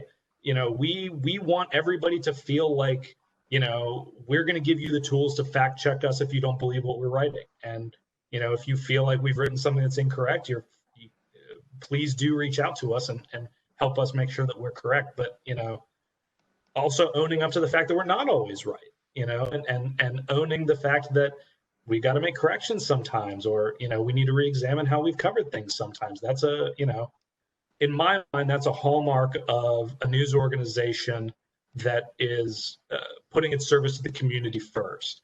And, I can't say that's true for every news organization, particularly, find some random source on Twitter that's spouting some stuff about, national news right now. And there's a pretty decent chance that it's coming from a strange place that you wouldn't even recognize as an actual media organization. But, we try to go out of our way to show our work, to tell you this is our source. This is the guy who, this is the city department head for transportation, right? I'm not pulling this information out of nowhere. I'm getting this information from somewhere. And if you want to go ask him yourself, you can feel free to do that. We've done that for years, and there's a renewed sort of emphasis on that now. And like I said earlier, just acknowledging our biases and where applicable, sort of, laying them out clearly for the reader to see. I'm working on a big project now about, race in Norfolk, and there's no getting around that I'm a white man who's going to be writing about race in Norfolk. And so, at some point in that project, whether it's in the paper or online or in a, podcast that accompanies it or whatever, I'm going to lay out for the reader, like, look, I grew up in the suburbs of Chesapeake. My job now is to cover the city of Norfolk. I do that to the best of my ability, but I am not omniscient, and I don't have everybody's experience.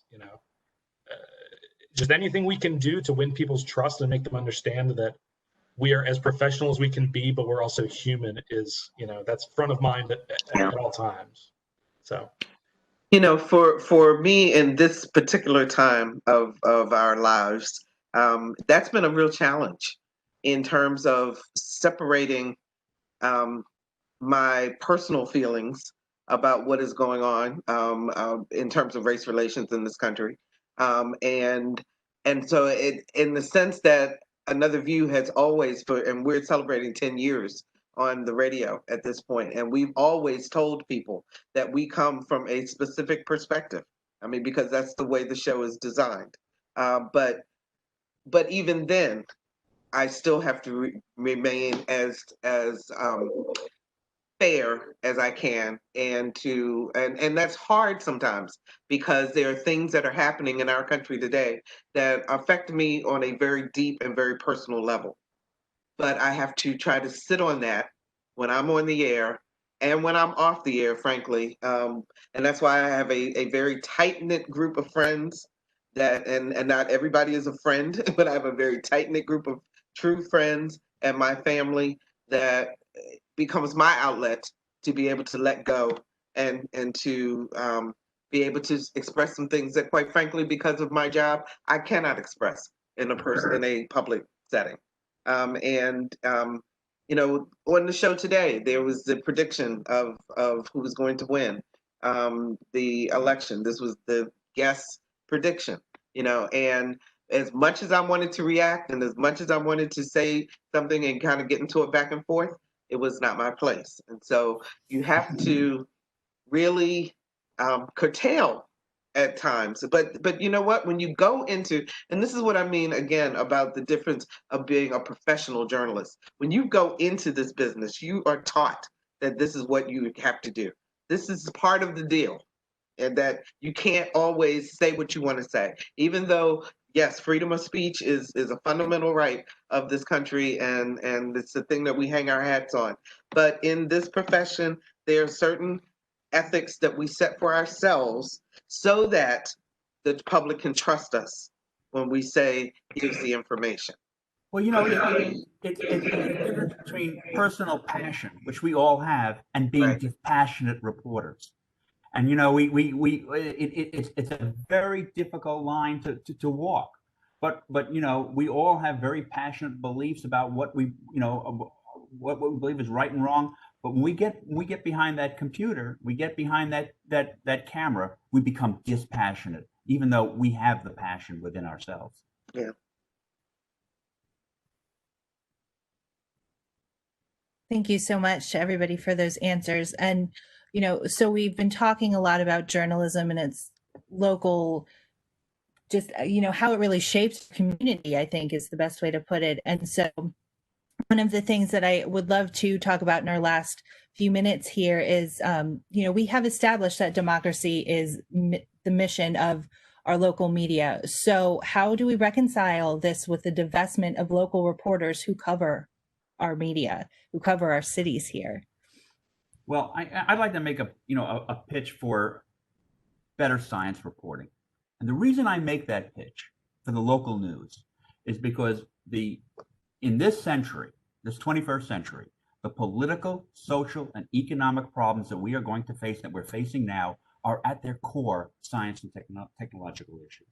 We're living, I think, in a period of accelerated change in which if as journalists we don't inform our readers and our viewers that, for example, changes in artificial intelligence, advances in quantum computing, nanotechnology, virtual reality, climate change, all of these things create the political and economic and social landscape in which we live today.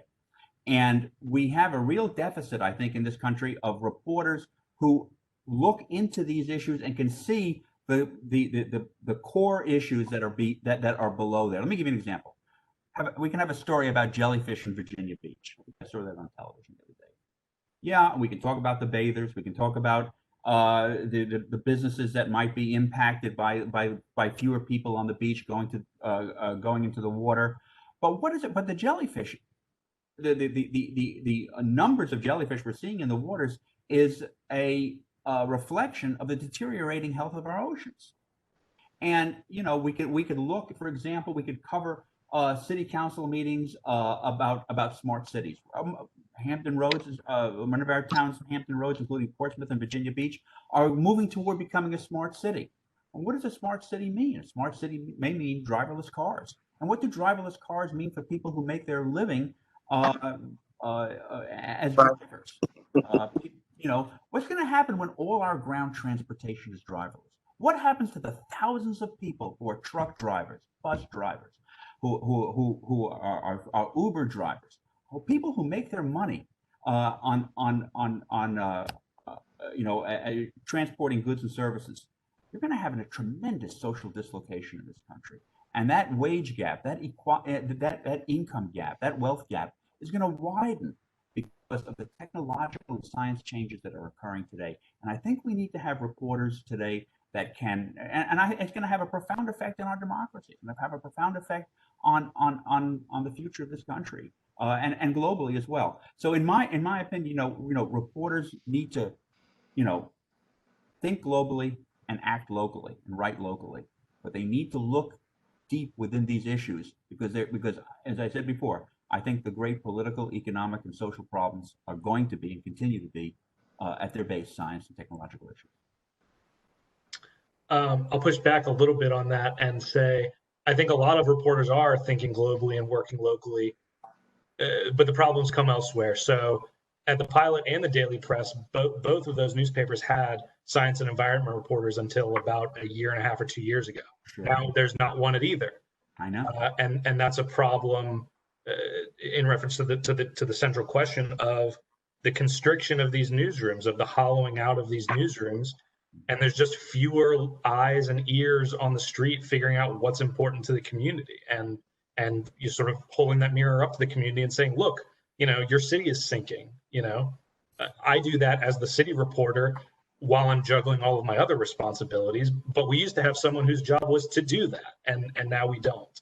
Yeah. And so, yeah, I mean, it's a constant struggle of, what's going to fall by the wayside, what's news today, what's news tomorrow, how much do I have to juggle? I mean, I can't even tell you the number of stories that I have on a long list of stories that I should be doing that I just, I don't have the time to do. I've got more beats now than I did when I started at the paper, and I've got less time to do every individual story. So, it's a question of, economy of time and economy of bodies. And we have fewer bodies covering the important local issues. And yes, we could in theory realign the newsroom to focus more on different things, but at the end of the day, it's just, with fewer bodies, we can only do less. So, and this is a problem in every newsroom, in every newspaper in America today. Right. Well, but we're consumers and we consume news. And so when the pilot put out a story that said we just lost, another third of our staff, what's the reaction from the community? Oh, I'm sorry. Yeah. Or are you going to be advocates for the fact that you want decent local journalism that is comprehensive? And if that's what you want, then just like you would do with any other consumer product, you've got to say something, not to the reporters. Ryan, for as good as he is, has no control over that. Oh, no. But the people who do have control, it's up to the community to demand that their media outlet be fully staffed, or to demand that the coverage that you're used to getting is there. And if you don't, consume the paper, pay for the paper, read it since you're paying for it, and then demand of management that they do more, then things are not going to change. Same thing with broadcast. We yell and scream about everything else that we feel we're being shortchanged on. Why aren't we doing that in terms of the institution that is supposed to keep us informed, because we can't be everywhere ourselves? And that's why we hire these folks to go out and cover these stories and tell us what's going on, because they're our eyes and ears on the ground. You're right. So we as consumers have got to decide what's the demand has to come from the bottom up. The demand has to come from the bottom up. The demand has to come from the grassroots, from the people themselves. And the answer, frankly, is not that we all go out and do our own stories. That's not the answer. It's not. The answer is that we've got to insist that we have more professional journalists on the ground covering the stories, covering the news, in the way that is appropriate for our community. That's what we need to do for Hampton Roads. That's what Richmond needs to do for Richmond. Every individual community needs to do that for themselves and make that determination.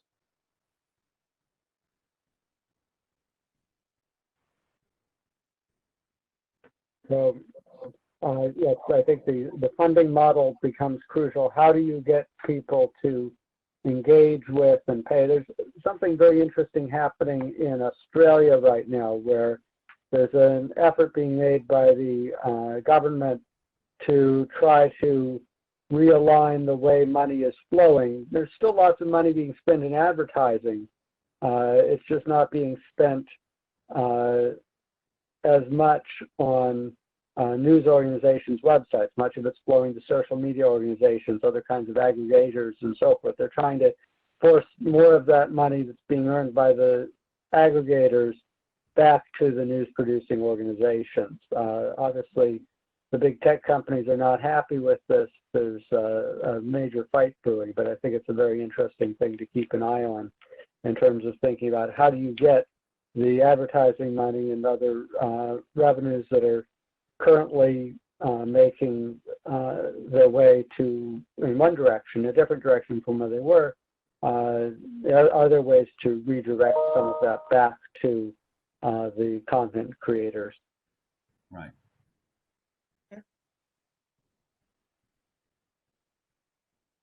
I guess to put a button on it, what I think, I know this is my feeling, I think this is what Barbara was saying too. If you think your community is great the way it is, or you think it should be better than it is, support local news. Because without local news, things will not That's right. They won't change. Get better. You won't know how your tax dollars are being spent. You won't know who's running for mayor. Like, it's a strange symbiotic relation.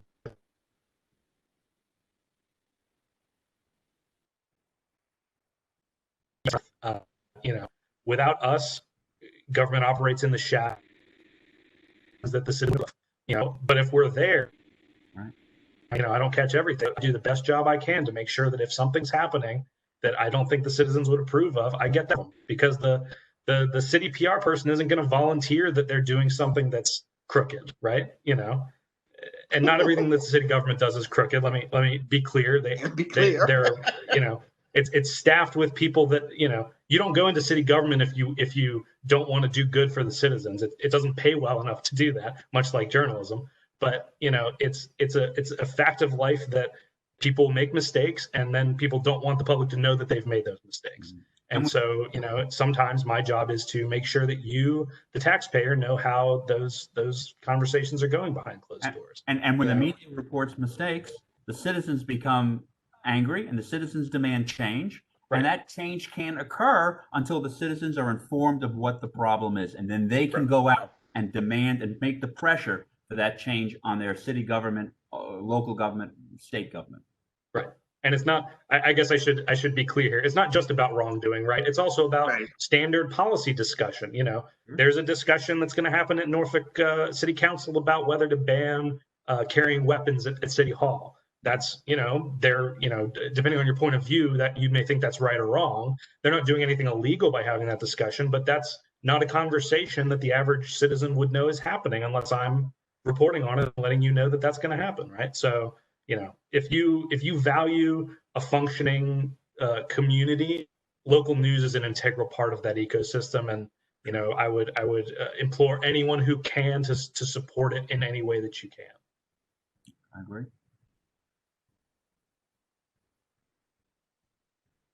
Well, I think is a really great place to end this conversation. So I just want to say thank you to everyone who participated. Thank you to Peter, to Ryan, to Barbara, and to Jesse. It was, I think, a wonderful conversation, and just thank you for giving us opinions. And I have to say, thank you so much on behalf of the community. I really just want to thank you all for the work that you are doing every day in all of your different capacities.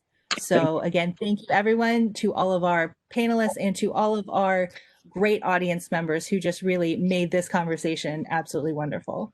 Thank you. And thank you for having us. Thank you, Amy, for doing such a wonderful job as our moderator this evening and keeping the conversation going. And to our special guest, Latasha Drax, thank you for chiming in as well. That was really wonderful. So I just want to, again, thank you, Ryan and Peter and Barbara and Jesse. I think this was such a wonderful conversation and on such an important topic. And as I put in the comments, this panel was originally scheduled to, because it's so locally focused, it was originally scheduled to occur just before Norfolk's May elections. And unfortunately, we had to regroup and reschedule due to COVID-19. Just like everyone else has been doing. But we did not want to miss the opportunity to have this. And so I really appreciate the local focus, even though, of course, a lot of this also applies to our national election. But as an elected official, I cannot tell you how important it is to have local media covering all of the great things that your government's doing. And I love that, Ryan, I love how you corrected yourself. It's not all bad. We are doing some really good things that also need to be communicated to the public. But most importantly, that is, you need to be informed so that you can ultimately vote. So please look to our website, sloverlibrary.com/vote, for resources on how you can register. So, please go on our city site as well, norfolk.gov. And so at this time, I'd like to hand this over to Josette. I know she has some closing comments as well, but I do want to say, please thanks again, and please stay safe. All right, thank you, everybody. I just wanted to remind everyone that we are still doing programming at the library. Most of it is in this form online, so take a look at sloverlibrary.com to find that. We are also physically open for limited services at the library. Please bring your mask when you come. We are available for checking out items. We do have newspapers available, magazines that can be checked out, and we do have access to our Wi-Fi. So we hope to see you guys either online or in the library sometime soon. Thank you so much and have a great night, everyone. You too. Bye-bye. Bye. Bye-bye. Thank you.